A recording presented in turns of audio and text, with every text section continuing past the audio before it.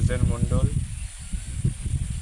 বাবার নাম তাহাজুল মণ্ডল, মায়ের নাম লতিফা মণ্ডল। গ্রাম হরিহরপুর, পোস্ট বাগদা, থানা বাগদা, জেলা উত্তর 24 পরগনা। আমি মুম্বাই ছিলাম, মুম্বাই থেকে আমাকে তুলে আনা হয়েছে।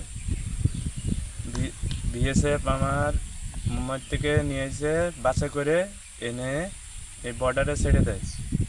রাত 1টার সময় বলে গেট খুলে, বলে তুই এমনিতে চলে যাবি, না গেলি তোর পায়ে গুলি মারবো তুই যদি দৌড়োস। 1টা নাগাদ আমাদের গেট দিয়ে ছাড়া হয়েছে। বাংলাদেশে ইন্ডিয়ার মিডিলে তো কোনো অসুবিধা দেয় নাই, না খাওয়ার দিকে না কোনো কষ্ট দিয়েছে।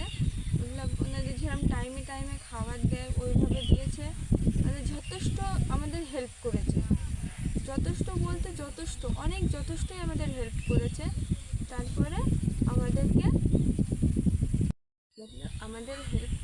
অনেক হেল্প করেছে। তারপরেও আমাদের কাছে কোনো টাকা পয়সা নেই, আমাদের কোনো ওরা ভয়ভূত কিচ্ছু দেখায়নি, ওনারা আমাদের কোনো কষ্টই দিইনি। মানে ওনাদের যতটা সম্ভব আমাদের হেল্প করেছে, করে আমাদের ওই পাশে যাওয়ার জন্য হেল্প করছে। আরও আমার নাম তাসলিমা মণ্ডল, বাবার নাম ইসহক মণ্ডল, মায়ের নাম নাজরা মণ্ডল। গ্রাম পাঁচবেড়িয়া, পোস্ট বয়রা, থানা বাগদা, জেলা উত্তর 24 পরগনা। আমাদেরকে জোরপূর্বক বাংলাদেশে আমাদের পাঠিয়ে দেওয়া হয়েছে।